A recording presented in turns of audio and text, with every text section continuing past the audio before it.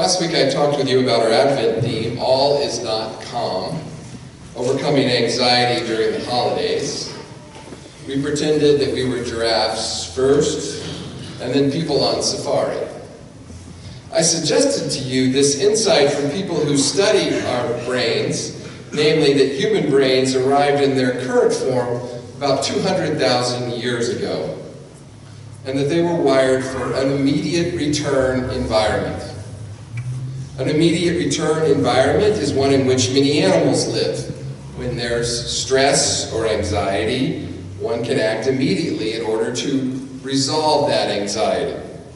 When you're hungry, you eat. When there's danger, you run, etc. Instead, about 500 years ago, people moved to what researchers call a delayed return environment. Most of the choices that we make today will not benefit us immediately. Many aspects of modern society are designed to delay rewards until some point in the future. So we talked a bit about how an old brain in a new environment leads to stressful, anxious lives. Then I talked briefly about Joseph, Jesus' stepfather, and how his reaction to all that was happening around him must have been like Dorothy Parker's doorbell phrase, "What fresh hell is this?" I know many of you who have children especially appreciated this phrase being repeated over and over again so that they could use that in the next week. Mary and Joseph could not and did not know that all that God in Christ would do in Jesus' life. Then I suggested a couple of ways in which we might dial down our anxiety. First was to live in honest hope, for God is at work in our lives and in our world in ways that we cannot see. Secondly, to limit our consumption of news, which can create in us serious anxiety about things that we cannot do anything about.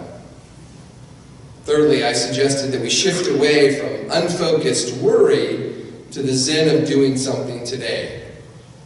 From the long-term problem to a daily routine that might be able to solve that problem.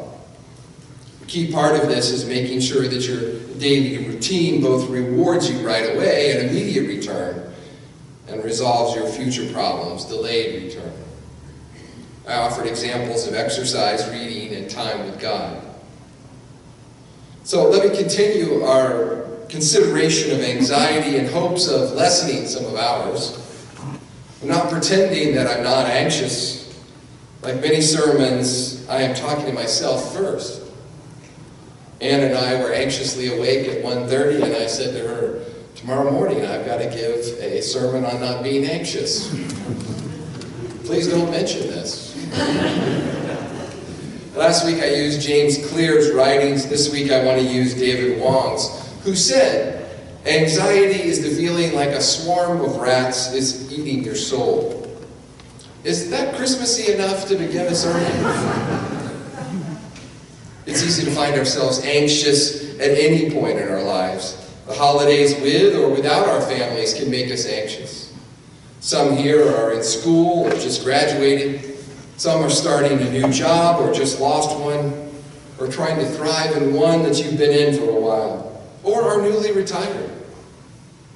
We have kids or not, something we can be happy or sad about, sometimes both.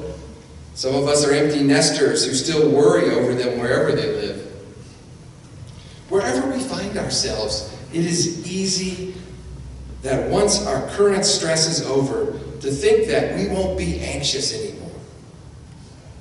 All of us have an unspoken assumption that our anxiety is due to the current battle that we're fighting, and that once we push through, we'll get a break and we won't be anxious anymore. I hate to say so, but I think this is completely wrong. Right behind this fight is another one. It's like a video game where you have to fight a series of increasingly powerful characters across several levels until you reach a boss. In video gaming, a boss is a significant computer-controlled enemy. A fight with a boss character is commonly referred to as a boss battle or a boss fight. Once you win a boss battle, the game opens up to you a new level, at the end of which will wait a new and tougher boss. This is exactly like our lives. Our anxiety isn't going anywhere. Life is struggle, and if we don't figure out how to manage our anxiety, it will kill us. Yes, I recognize the irony in making us anxious about our anxiety. So here's a bunch of numbers. The suicide rate is at a 30-year high. Drinking is at a 25-year high. We're also seeing surges in deaths from drug overdoses, liver disease, and alcohol poisoning. Death via all of the stuff that we pour into our system to keep the gnawing soul rats at bay. This is an escalating problem. Amid high school and college students, rates of depression went up as much as 800% in the last 70 years. And prescriptions for antidepressants exploded over 400% from adults just from 1988 to 2010. The weirdest stat of all, antidepressant medications are becoming less effective with time. That's right, we've somehow evolved a strain of medication-resistant anxiety. Well, of course, you say. That's because the world has gone insane. Everyone is anxious for a reason. Oh, you're anxious for a reason, all right. But it's not because the world is worse. There are far more bad jobs, bad marriages, terrible world events, and nagging health issues 100 years ago. I believe this is largely because our anxiety is profitable to others. When Gallup asked people if they were satisfied with the direction of society, about 70% said no. Society is going down the toilet. Only a quarter or so said that they were satisfied. But when Gallup asked the very same people if they were satisfied with their own lives, an astonishing 85% said they were. Well, what does that mean? Well, one could theorize then that we're a nation full of people who are getting along fairly well and even enjoy ourselves much of the time. Most of us here would decline an invitation to body switch with some random person on Earth. I could end up in the Congo or somewhere really primitive like Wales or something. Or in history. Before the internet, how did those savages even live? And so we recognize that we have it better than most. After all, Roman emperors, many of whom were worshipped as gods, lived basically on the level of an upper middle class North American family, yet not with having that much capital. Yet we are continually being bombarded by voices insisting that we could lose it all at any moment. Well, why is this? Well, remember that on an evolutionary, biological level, anxiety exists for a reason. It's supposed to motivate us to act, a God-given warning system. A cave dude sees that his food is running low. He feels anxious about it, and that makes him go kill a woolly mammoth. Then, as a reward, his anxiety subsides. Modern mass media has figured out how to hack this instinct. It isn't a dark conspiracy because there's no unified goal here. They're all pulling us in different directions. Whether it's triggering fear to make you click on an article or buy their book, or triggering your guilt over consuming certain things by cleverly implying that theirs is guilt-free, or implying that you have been enlisted to fight a culture war and that battlefield is literally every mundane human interaction in your day-to-day life.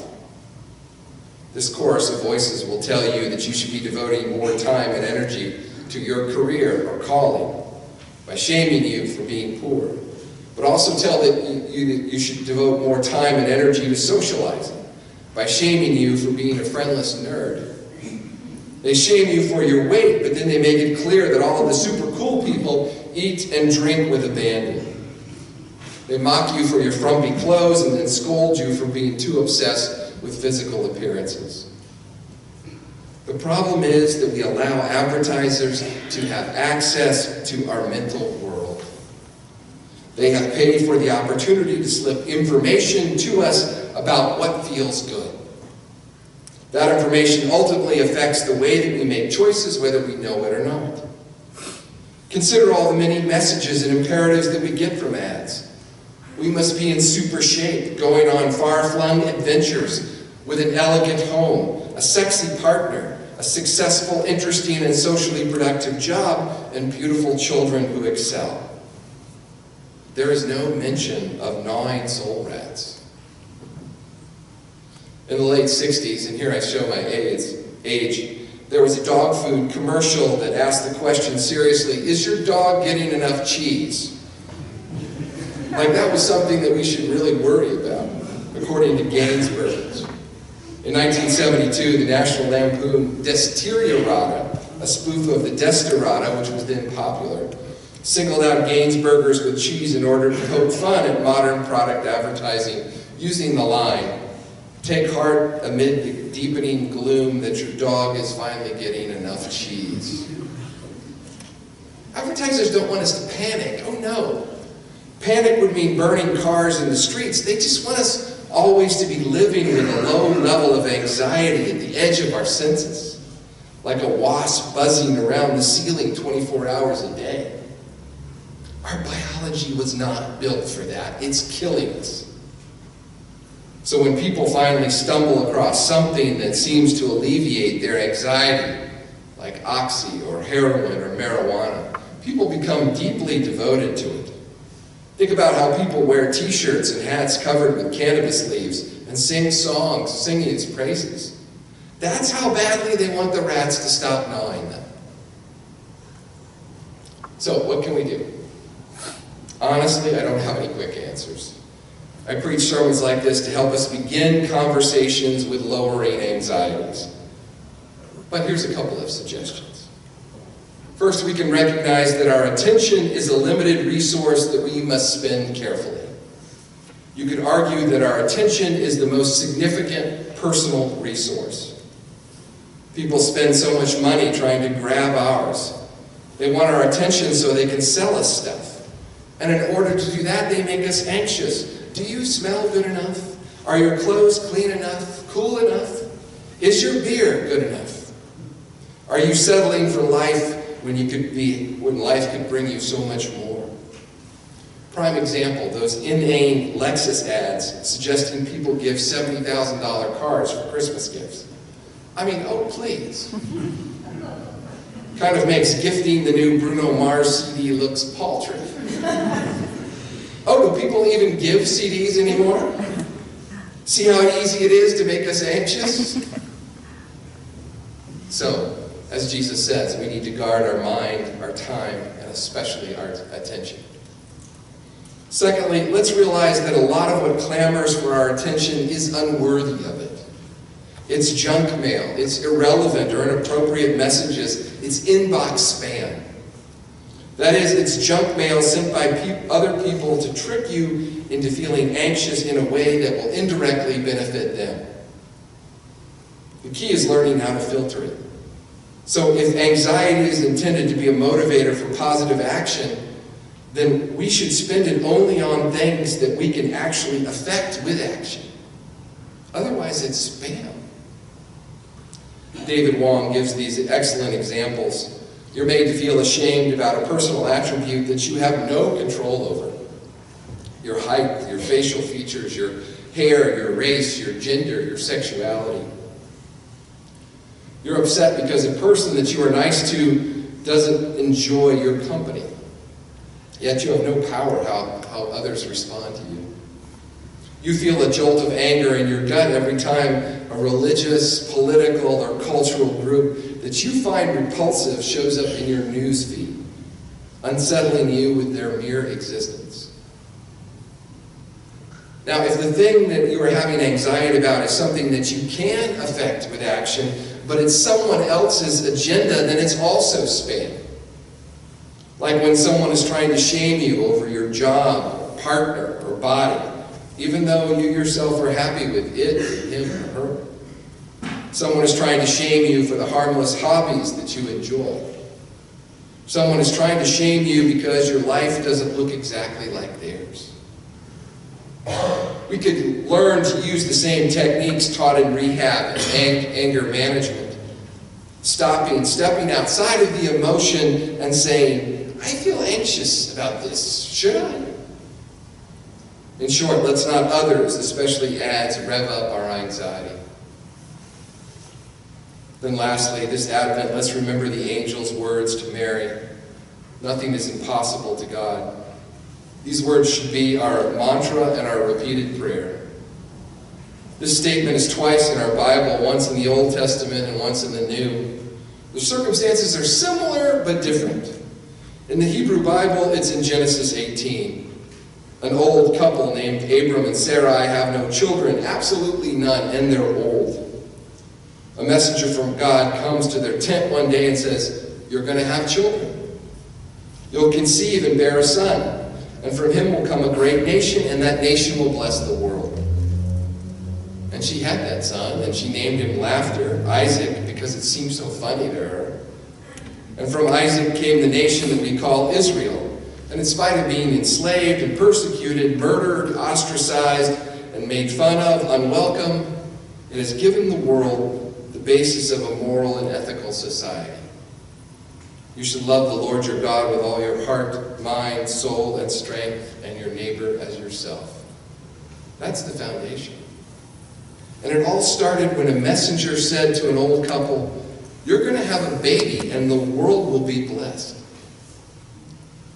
In Luke 1, it's almost the same, but different. To Mary, an unmarried teenage girl in a little town in northern Israel, the messenger says, "You're going to have a child.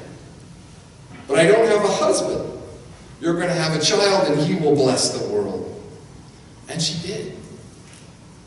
In spite of the fact that he was mistreated, abandoned, made fun of, mocked, beaten, whipped, and executed. Wherever he goes, people's hearts are lifted and they are less anxious. They become kind and generous. People who remember Jesus will repair their neighbor's roof when their own roof leaks. They will empty their pockets for other people's children. They will turn the other cheek. They will go the second mile.